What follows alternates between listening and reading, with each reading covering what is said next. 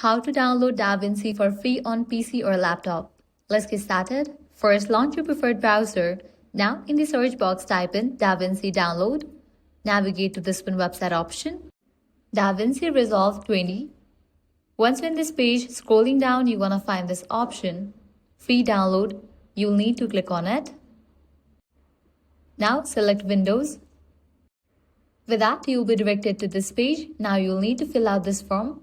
Provide all of your details, and once you do that, click on register and download. Now the file is in the process to be downloaded. Once the file has been downloaded, launch it. Click on extract all. Now select the drive, folder, and then click on done. It is in the process to be extracted.